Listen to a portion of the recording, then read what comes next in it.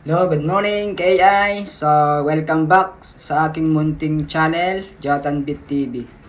So, ngayon pag-usapan natin yung tungkol sa GERD. Okay, sa pangkalusugan tayo. Kasi nitong nakarang araw, so wala ako. Okay?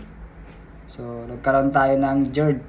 Okay, tinatawag na acid reflux. So, i-share ko sa inyo paano ako nagkaroon ng acid reflux. Okay? Sa mga may GERD dyan, tulad ko. So, makinig ka hanggang dulo. Okay? So, ano ba tong GERD? So, itong GERD na to, ito yung tinatawag na gastroesophageal reflux disease. Okay? So, dito ituturo ko kung paano masusolusyonan ang GERD. So, ano yung dapat at di dapat gawin para di lumala ang GERD o yung acid reflux. So, ako mismo nakaranas din ng acid reflux sa loob ng 3 buwan. Okay? Yung iba, 1 year, 2 years, 3 years. Okay? Yan. So, panoorin mo tong video hanggang dulo para maunawaan mo ano tong sakit na GERD. Okay? At paano ito maiiwasan. Okay? So, don't skip ads. Panoorin mo to para ma-bless ka. Okay? So, humingi din ako ng suporta. Paki-subscribe yung ating channel, Jotan Bit TV. Okay? Subscribe and then like. Okay, malaking bagay ito sa mga content creator tulad namin. Okay? So, umpisahan natin. So, ano ba ang ibig sabihin ng GERD? Okay? So, ang condition ng isang GERD, ito ay paulit-ulit na umakyat sa ating tiyan, pataas hanggang sa lalamunan. So, nagdudulot tayo ng hapdi, pananakit at iritasyon. Okay? So, para mas simpleng liwanag, okay? So, gumawa na ako ng aking babasahin para mas maintindihan nyo. Okay? Ang simpleng paliwanag ng acid reflux is gastro, meaning tiyan. Okay? Esophageal, itong ating lalamunan. At yung reflux, ibig sabihin, pag-akyat o pagbalik ng acid pataas sa lalamunan. At yung disease, yun yung sakit. Okay? So, ipapaliwanag ko kung ano yung dapat gawin para makalilipkas magkaroon ka ng ginhawa. Okay? So, ito yung gagawin mo kung hirap kang huminga. Okay? So, kapag umatake yung inyong hyperacidity or reflux. Okay? So, mag-comment ka at susubukan natin sagutin yung mga katanungan nyo. Okay? So dati ang channel ko, kung mapapansin mo, about sa crypto yung aking ina-upload. Minsan outdoor sa labas, okay? Nag-upload ako sa travel at dyan. Nagmamotor ako, ayun. So may mga wisdom message ako sa short video, panoorin mo para ma-positive ka. Okay? Sabo yun. At iwasan mo yung mga negative. Okay? So, marami kasi nagtatanong tungkol sa ating health concern, lalo na sa GERD. Okay? So, karamihan sa mga nababasa ko sa Facebook, okay? Karamihan nababasa ko may mga acid reflux ngayon. Okay? Karamihan. Okay? Ang daming advertisement ng mga acid reflux tulad ng mga Gastropy. Ayan, niinom nila. Clean and fit. Ayun. Sa tiyan. Okay? So, itong video na ito, gusto kong tumulong sa mga tulad ko na ma-experience sa reflux o yung GERD. So, later, papakita ko yung picture ko na totoo na nagkaroon ako ng reflux. Nagpa-check up din ako. Okay? So, sabi ng doktor ko, meron kang GERD. Okay? O acid reflux. Okay? Ayan. So, para hindi lumala, pa-check up ka sa doktor. Okay? So, sinishare ko itong experience ko. Okay? Yung experience ko dito, nagkaroon ako ng heartburn. O, yung heartburn, parang paninikip ng dibdib. Maakyat sa taas sa lamunan yan. Pero hanggang maaga pa, pina-check up ko na sa doktor para hindi pa lumala papuntang lalamunan. Kasi pag lumala yan, pwede kang magkaroon ng ubo, panakit ng lalamunan. Ayan. Yun. So, yung iba nagsusuka, nagpapaos. Kasi pag tumaas yung acid, mapunta sa lalamunan, hirap na yan. Okay? So, severe na yon. So, habang maaga pa, so, pupunta ako sa doktor. Okay? Sa mga may sakit sa GERD, huwag kayong mag-alala sa GERD. Okay? So, gagaling din po kayo tulad ko. Okay? So, yung iba tumatagal na mga taon. Ako kasi, 3 months akong may GERD. Yun. Yung iba naman, 1 year, 2 year, 3 years. So, matagal. Basta patient ka lang at maghintay ka, unti-unti gagaling ka din. Okay? So, i-guide kita para mas maintindihan mo ano yung mga sintomas, ano yung dapat at di dapat na kainin o inumin. Okay? Pag may naramdaman kayong heartburn, magpa-check up na kayo sa doktor. Okay?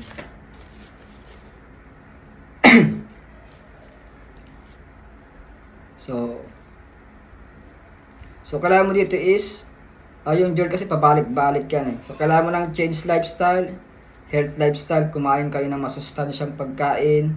So iwas muna sa mga bawal na pagkain. Okay? Yung iba kasi nagpapanik. Okay? Kapag may heartburn, nagkakaroon ng anxiety. So anxiety po yung pinakamahirap na sakit dyan. So mahirap kalaban yan. Sa isip kasing gagaling yung anxiety. Okay? Kailangan relax, kalmado lang isip mo. Okay? So isa sa madalas na yung mahilig magkape 3-4 times a day. Okay? So kapag nagkakape ka, ang tamang pagkape is dapat pagkatapos kumain saka ka magkape. Okay? Para hindi ka acidic. Okay? Kung acidic ka pa, nagkakape ka na walang laman ang tiyan, so doon nagkakaroon ng acid. Okay?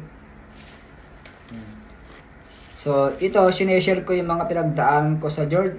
So based sa experience ko, nakaramdam ako ng heartburn, parang mainit yung puso ko, parang nag-aapoy. Okay?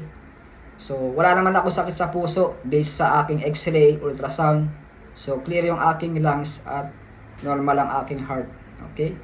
So, yun lang. Medyo pagka tumaas yung acid sa heart mo, mihina yung ating paghinga. Naapektuhan yung ating heart. Ayun. So, yung heartburn ang nagpapahirap sa puso ko. Yun. Yan. Sa mga may GERD dyan, mag-comment ka kung meron kang GERD dyan sa comment section. I-type mo GERD para matulungan din kita. Okay? So, nakaramdam ako ng heartburn pero huwag kayong magpanik. Okay? Nagagamot din ang GERD unti-unti. Okay? So, patient lang. Need mo ng patient, tamang pagkain, inumin, pahinga, rest. Mababawasan yung GERD mo. Okay?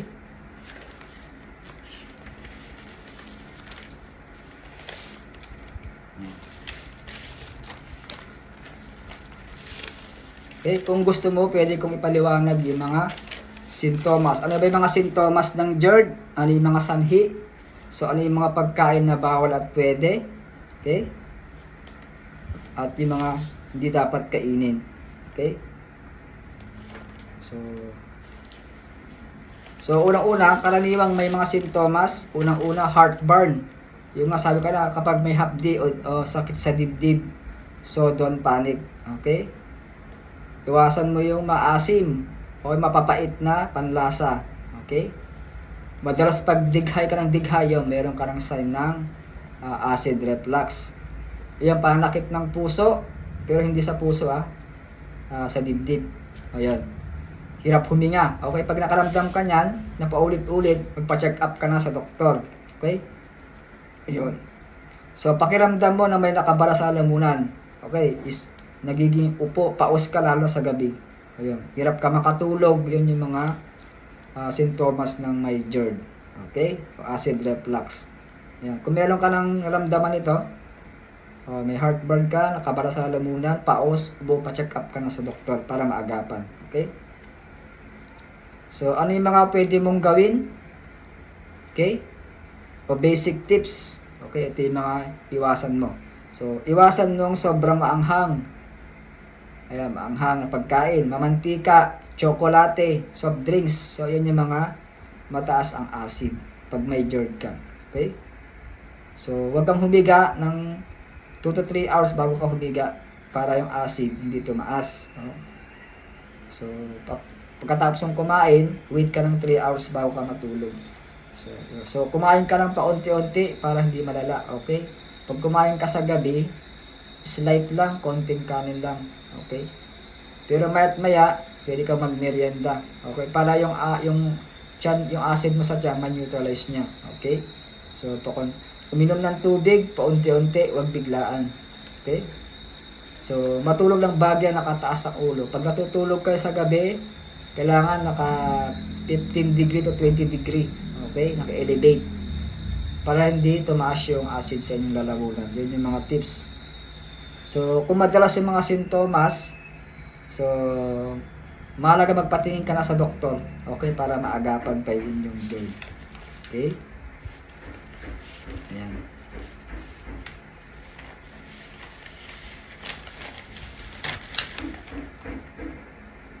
So, ano yung mga dapat mong kainin para maiwasan yung inyong GERD?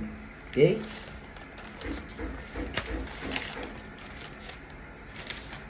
So, ito yung dapat yung kainin. Ito, isa-isa. Ano yung mga friendly foods? Okay?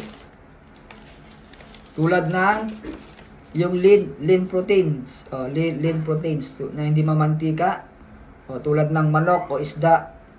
Grilled o steam. Okay? Huwag yung prito. Okay?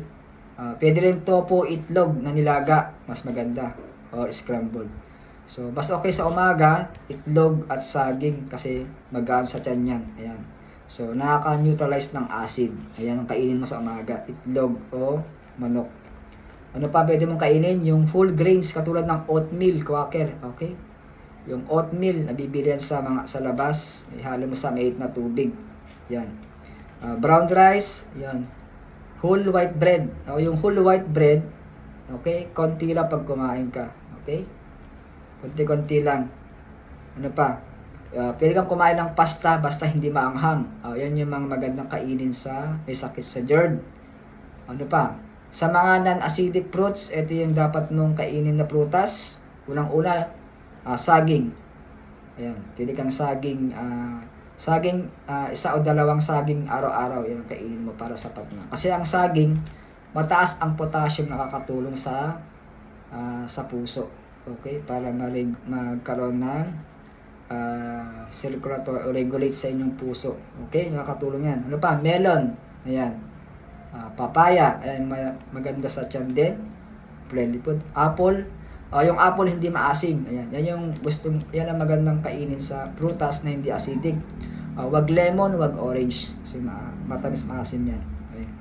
Pagdating naman sa mga gulay, vegetable, ang dapat mong kainin ay malunggay. Ayan, malunggay. Mataas din ang mga potassium yan.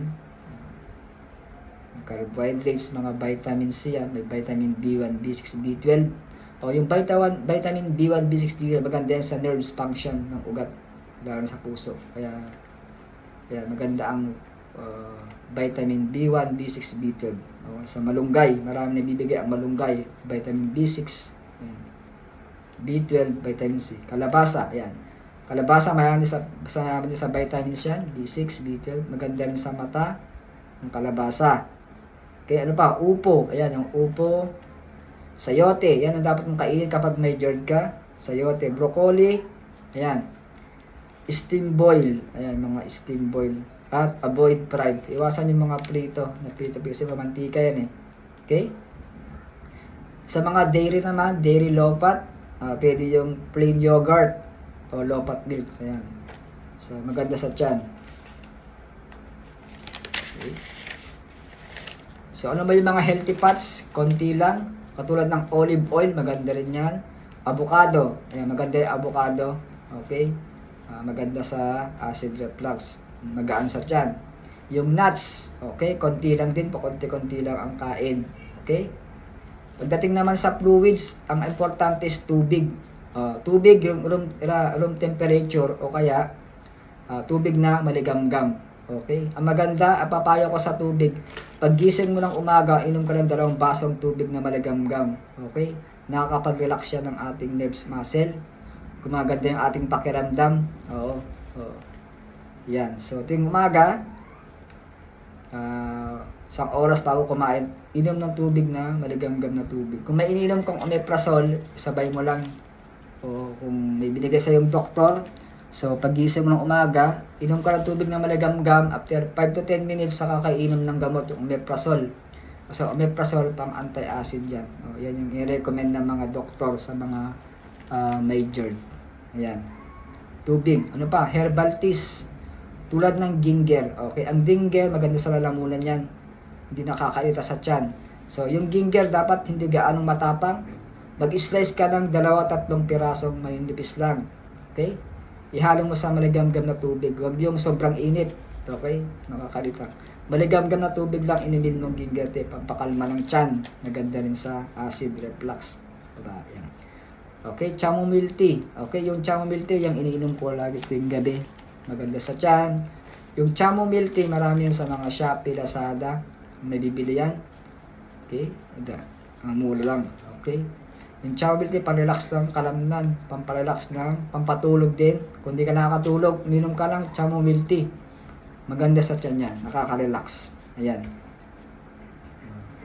So, kailangan warm water lang. Huwag mainit. Sobrang init. Okay? Yan. So dapat iwasan mo yung mga ito naman yung dapat mong iwasan kapag meron kang GERD. Unang-una, maanghang na pagkain, sili, ayan. Maasim, mga citrus, calamansi, lemon, iwasan mo muna. Mantika, ayan, mantika, mga pritong isda, pritong karne, ayan. Iwasan mo yung mantika, okay, para hindi lumalain yung GERD. Bawal din ang tomato. Okay? Bawal. Kamatis. Mga citrus, yan. Lemon, orange. Bawal muna. Bawal muna ang tsokolate. Mga coffee. Bawal ang coffee, soft drinks, at alcohol. So, para hindi matrigger yung tiyan. Para makaiwas sa acid reflux. Mga fatty meats, ayan, matataba, fried foods, mga processed snacks, iwasan muna. So, tips sa pagkain, pag kumakain ka, maliit lang yung pagkain mo, katamtaman lang yung mild, slight meal lang, okay? Isang cup lang na kanin, okay na. Pero madalas kang kumain, 4 to 6 meals ka kumain, unti-unti, okay? Tapos pag kumain ka, huwag kang hihiga, okay? Maghintay ka lang 2 to 3 hours bago ka humiga, okay? So, pag kumakain ka lang, dahan-dahan lang pagkain. Okay, huwag mabilis sa pagkain. Okay? Kailangan mo din ng konting asin, mild lang, flavor. Okay, konting asin lang, huwag sobra. Kasi baka matrigger yung heartburn mo. Okay?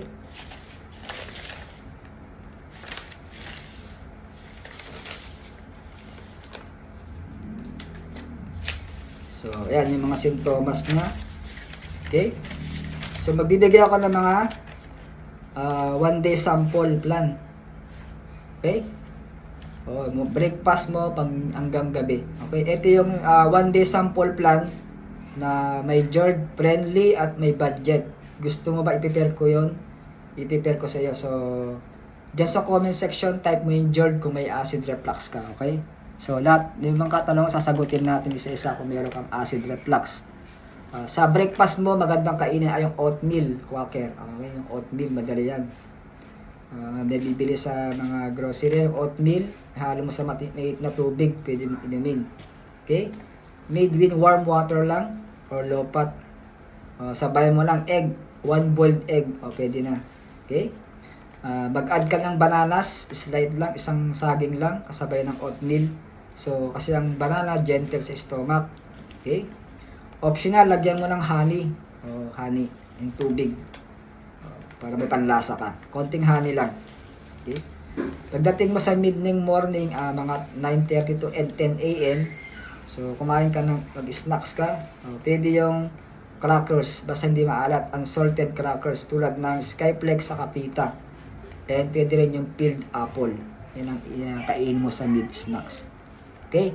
Pagdating naman sa lunch, pwede ang grilled chicken, breast, or turkey slice. Pwede yung steamed vegetable carrots or green beans. Ay magandang kainin sa lunch. So, sa afternoon naman, alas 3, so, kumain ka ng plain yogurt. Tapos, small banana. Ayan, pang merienda mo. Yan, nakatulong sa GERD. Okay? Sa dinner naman, pwedeng baked fish o light tilapia o COD. Okay? Pwede rin plain pasta. Basta hindi maanghang. Okay? Yan dapat mong kainin. Okay? So, ito pa yung tips ko. Dapat eat smaller frequent meals. Okay? Paunti-unti kakain. Pero madalas kang kumain, pero paunti-unti lang. And then, avoid fried, mga fried, spicy, acidic, at mga caffeine foods. Okay? So, maganda, drink water between meals and during meals. Okay? So, inom ka ng tubig muna, mga 30 minutes to 1 hour, saka kakain. Ayan. Sa kakain. Okay? Pagkatapos mong kumain, huwag kang iinom. So, maghintay ka muna ng 30 to 1 hour bago ka uminom pagkatapos kumain. Okay? Mga 1 hour o 30 minutes. Okay? Para yung acid mo hindi tumaas agad. Yun yung tamang pag-inom ng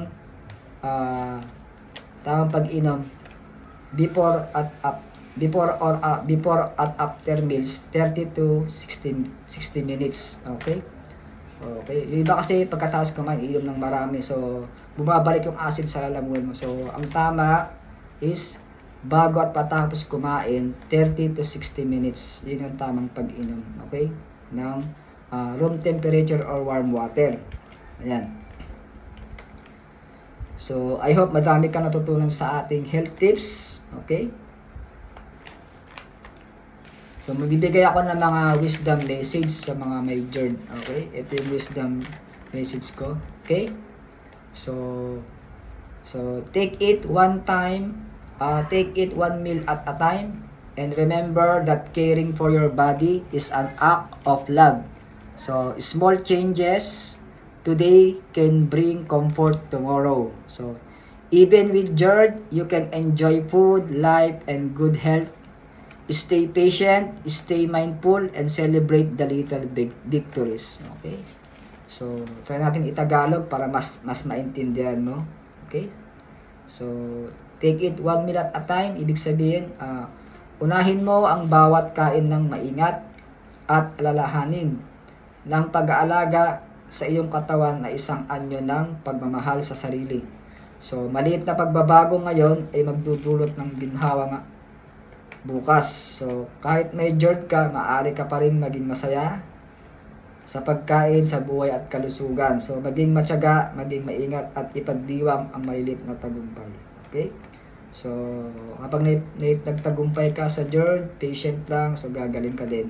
So, ang pag-aalaga sa sarili ay hindi magiging mahina. Ito ay magpapakita ng lakas at pagmamahal ng ligtas at masaya. Okay? So, I hope marami ako na ibahagi sa inyo tungkol sa karanasan ko sa GERD. Sana may natutunan ka. So, thank you for watching. God bless you. Hanggang dito na lang. Okay? So, see you next topic. Anong gusto mong topic natin sa comment section? Magbigay ka ng mga comments natin tungkol sa health problems mo. Sasagutin natin isa-isa. Okay? Okay, hanggang dyan na lang muna. Okay, paki-subscribe and like ang ating channel. Okay? Okay, hanggang dyan na lang. Okay, this Coach Jonathan. So, thank you for watching. See you tomorrow. Bye-bye. Yan. So, bukod sa ininom ko omeprazole, minom din ako ng Ganoderma. Okay? 2 times a day inom ko yon. So, ginhawa sa pakiramdam. Okay? Ayan. Anti-stress din, antioxidant yung ating Ganoderma, Lucidum. So, yung ininom ko, so twice a day, malaking tulong sa kalusugan natin.